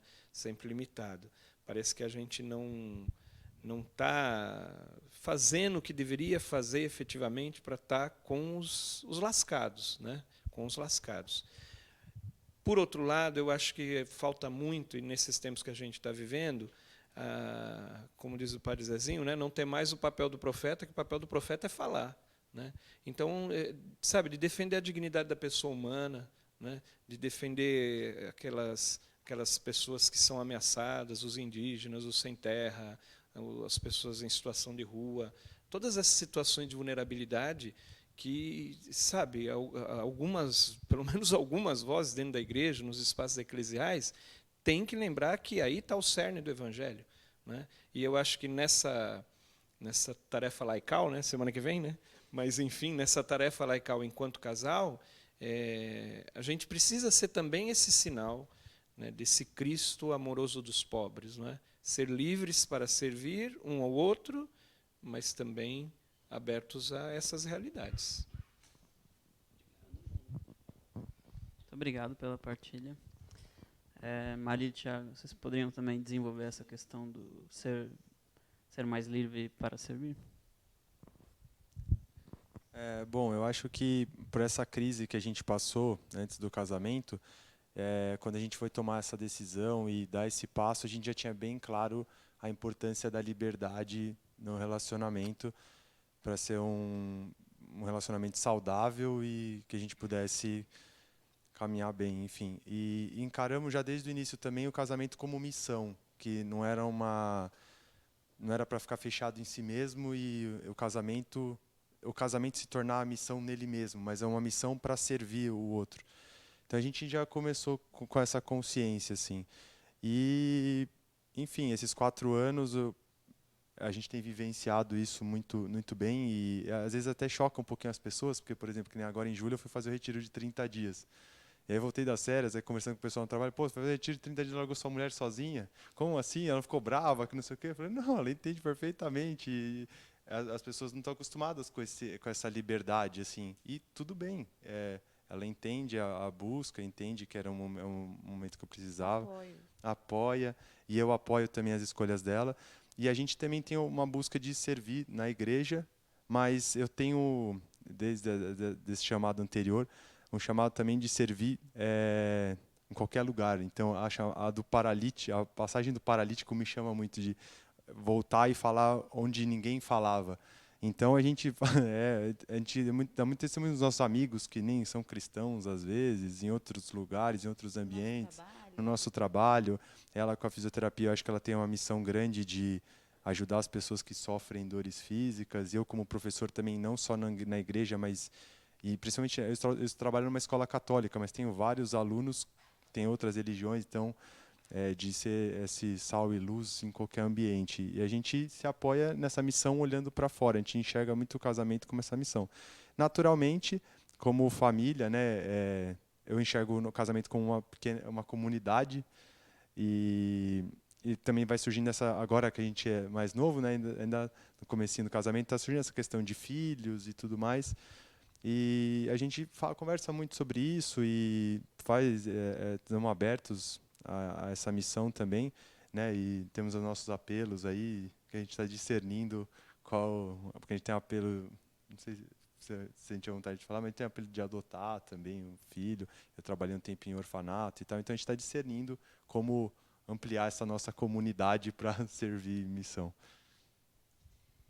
Eu acho que acho que uma das coisas mais importantes para a gente conseguir ser livre como casal é os dois estarem olhando para o mesmo norte, porque se os dois estão olhando para o mesmo norte, eu consigo entender as escolhas que ele faz e consigo apoiar ele nas escolhas que ele faz e ele a mim.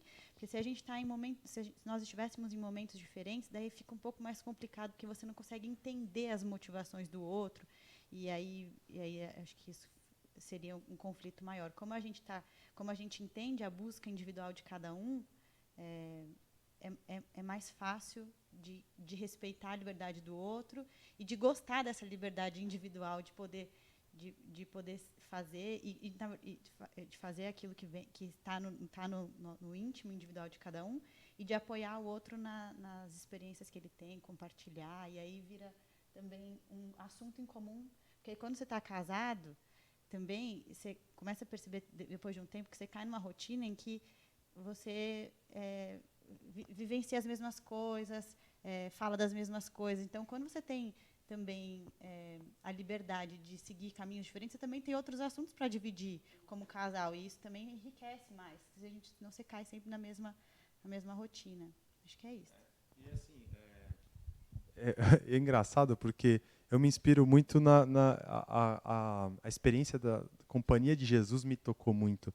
Aquela amizade ali no Fábio, do Francisco Xavier, de Inácio, cada um com uma missão diferente, mas unidos por essa missão. E muitas vezes eu me vejo assim com a Marília também. Às vezes ela tem uma missão diferente, eu tenho uma missão de ser professora, ela tem de ser fisioterapeuta, a gente tem a nossa missão em comum como família, mas às vezes cada um está num canto fazendo uma coisa, a gente está junto ao mesmo tempo na missão.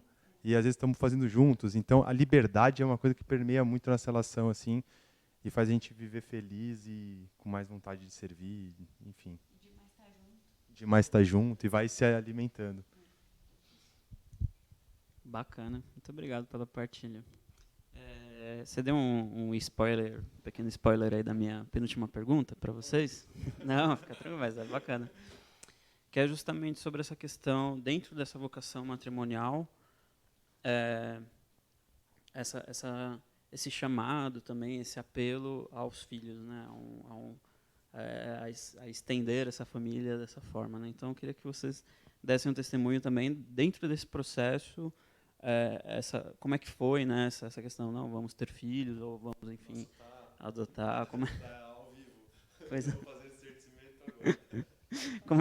Como é que é? Pode até começar com vocês também, né? Como é que está sendo esse discernimento, essa vocação? Vocês se sentirem à vontade também. Esse é o assunto mais polêmico depois que você casa. Todo mundo te pergunta quando que você vai ter filho. Se preparem, se é a sua vocação. Bom, mas acho que quando a gente foi tomar essa decisão do casamento, e a gente tem assim algumas experiências na família, por exemplo, ela tem uma tia que tem uma filha especial, e então a gente levou muito em consideração todas essas possibilidades que poderiam acontecer de qualquer situação em relação a filho, enfim, ou até mesmo o padrasto dela que sofreu um acidente, mudou toda a relação familiar da mãe com o padrasto, enfim. Qualquer situação que poderia vir, se a gente estava disposto a encarar isso, então acho que a gente tomou uma decisão bem madura nesse sentido. A questão dos filhos, no começo a gente tinha um apelo, mas não era naquele momento, e agora está ficando cada vez mais forte e a gente tem parado muito para discernir essa situação. Como eu falei, antes, acho que até de casar a gente já conversava que a gente tinha esse apelo de adotar. Eu tenho esse apelo muito forte, a Marília também. E a gente não sabe, a gente tem muita vontade de ter um filho biológico, mas a gente tem um apelo muito grande de adotar. Então, estamos nesse discernimento também aberto, ver o que Deus manda primeiro. Estamos meio saboreando para fazer a melhor eleição. Eu acho que era isso mesmo. Não tem mais muito que eu complementar. E estamos esperando Deus apontar o caminho. Obrigado pela partilha. E vocês têm filho até aqui ao vivo também, na plateia. Pode mandar beijo também aí, se quiser. Fazer chorar. Nós temos 2 filhos, né? O Lucas, que agora casou, ele tem 30 anos e casou com a Mariana. Então, é a nossa filha também, que a gente ama também de paixão. Então, eles casaram. E tem a Clara, que está aqui, né? E assim, quando a gente casou, eu fiquei grávida logo. Então, a gente tinha por opção Né, tanto é que no cursinho de noivos, né, na formação dos noivos lá, a gente descobriu o método Billings, né, então a gente se interessou. Então a gente não queria aquela coisa de anticoncepcional, pílula, essas coisas.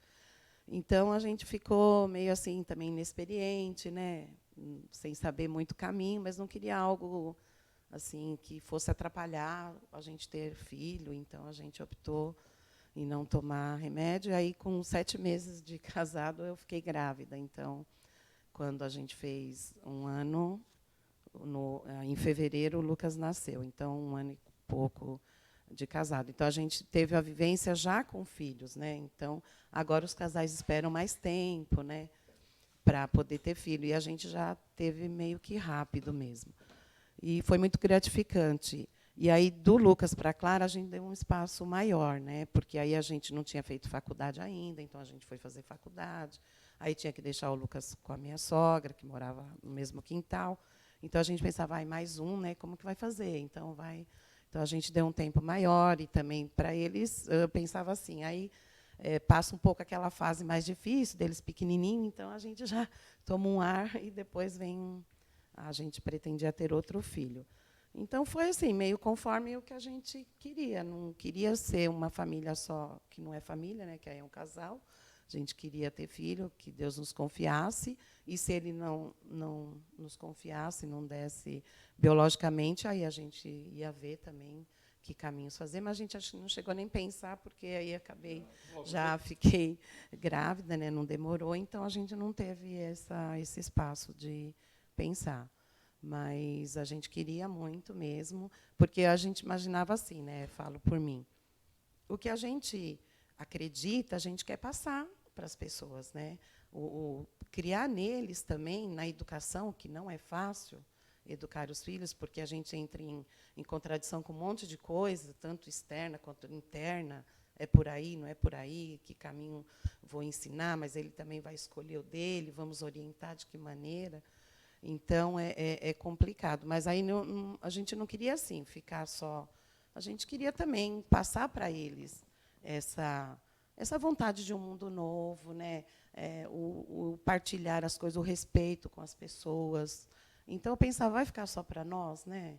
Não, tem que...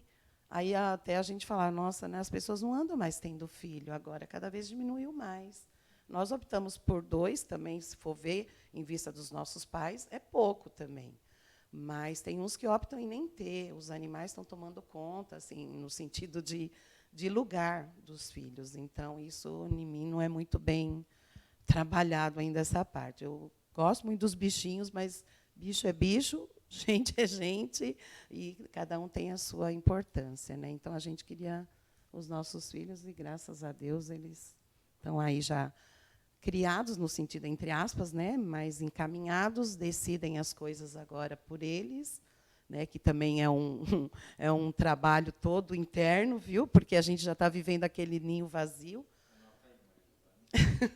Porque eles são pequenos, aí fica um tempo, depois a gente já vai de novo. Eles são passarinhos, né, como diz, né? A gente só está aqui orientando, eles tomam um rumo, e aí a gente fica de novo os 2.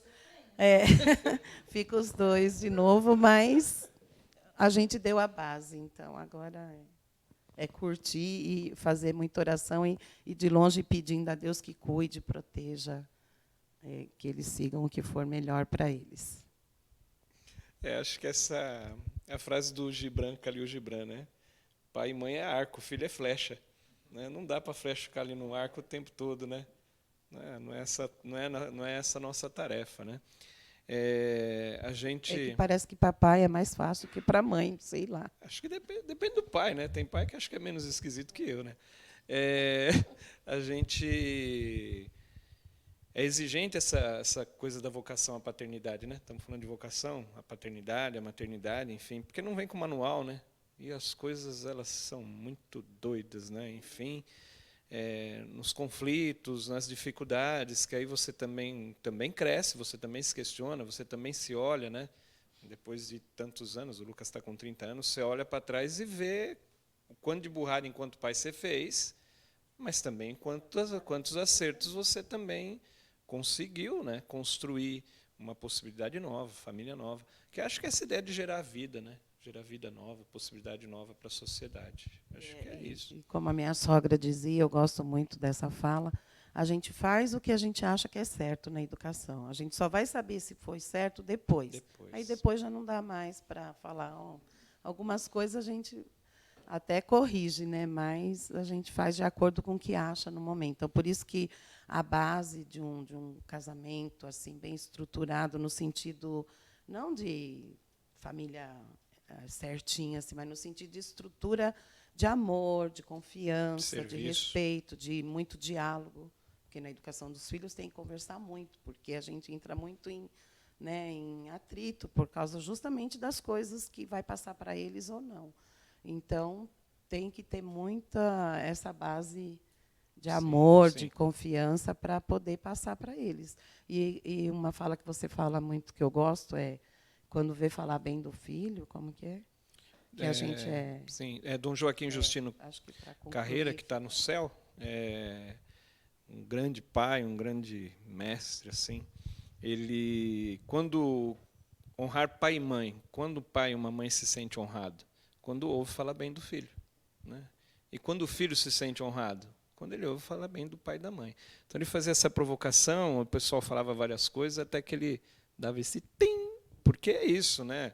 A gente, é uma grande honra se ouvir falar bem da pessoa que você, enfim, pôs no mundo, ajudou a criar, né, formou, né, enfim, mais ou menos isso, né? E aproveito para mandar um grande beijo para minha filha Clara, trabalha aqui no Chetano, e todo esse percurso bonito que ela faz aí dessa vida de espiritualidade contemplativa na ação. Beijo, filha. Obrigado. Claro. Eu acho que, assim, na nossa experiência também, uma coisa que foi muito, muito forte para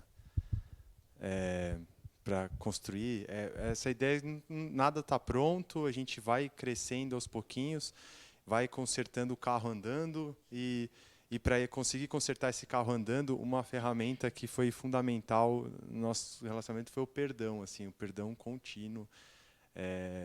Você acha que sem o perdão a gente não estaria aqui hoje de novo, né? Então é uma coisa que também acho que, porque é uma relação ao mesmo tempo muito, muito, muito boa, mas é muito difícil também, porque são duas pessoas, às vezes completamente diferentes, são duas pessoas que construindo esse projeto de vida juntos. Acho que quando eu entendi que nem você faz no retiro, né, o projeto de vida, você fala, nossa, esse projeto de vida não é mais só meu, eu estou escrevendo com outra pessoa. É muito difícil essa experiência, assim, mas engrandece muito. Então, não sei se ajudou, se atrapalhou, mas eu queria falar isso. Claro. Vivendo esses dias aqui com essa série, eu fico impressionado como o tempo passa rápido. E aí agora eu vou fazer aquele papel de chato de falar que a gente está chegando ao fim, não encerrar ainda, porque eu queria provocar vocês assim para passar uma mensagem para a juventude, né, sobretudo aqueles que estão nos assistindo, sobre essa questão vocacional, né, sobre seguir esse projeto que Deus te coloca, sobre essas questões de ouvir esse chamado. Então, eu queria que vocês fizessem uma conclusão, né, um fechamento, complementassem com algo que querem assim sobre essa questão, né, passar uma mensagem. Queria começar aqui com mandar beijo também, pode mandar beijo se quiser, não tem problema.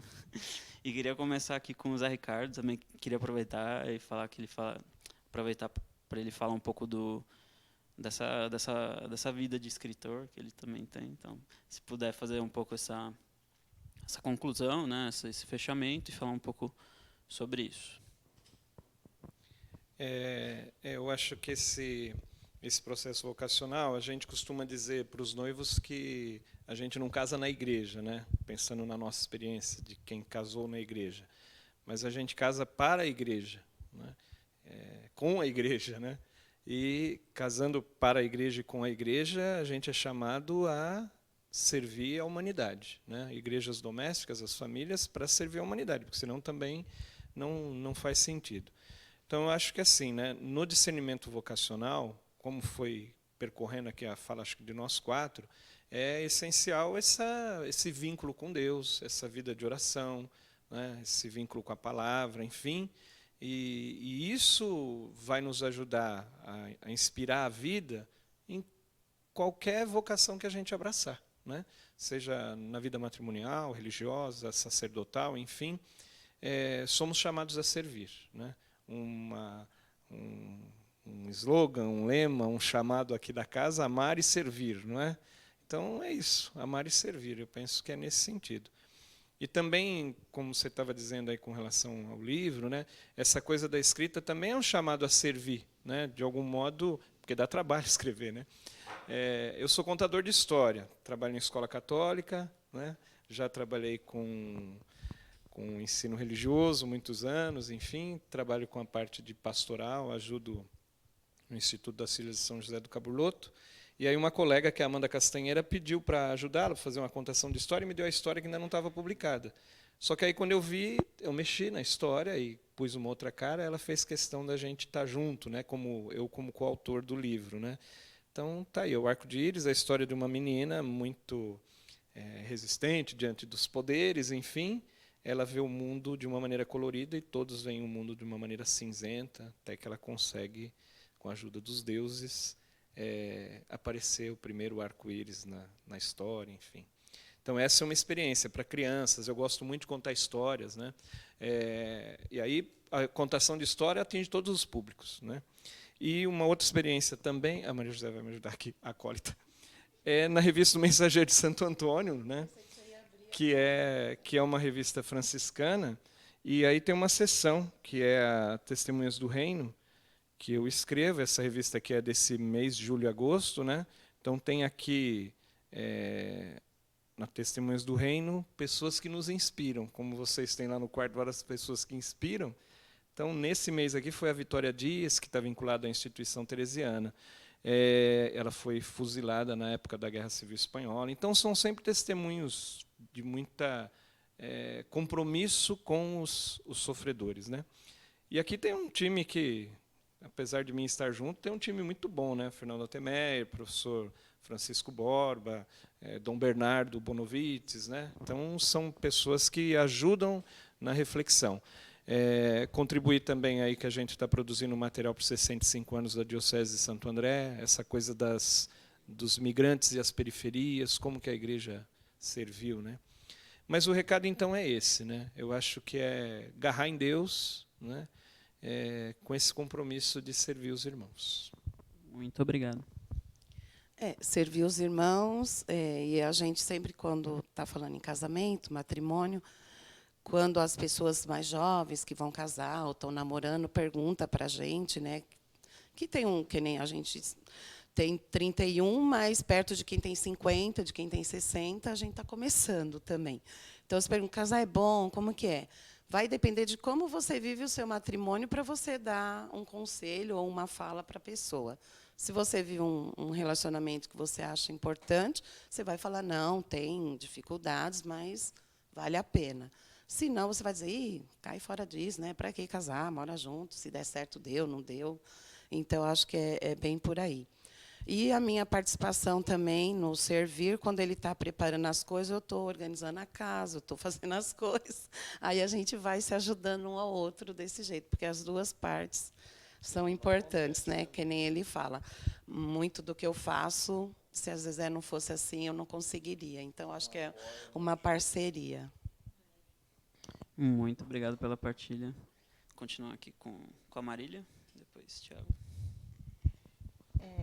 Eu acho que é isso mesmo, você falou bem.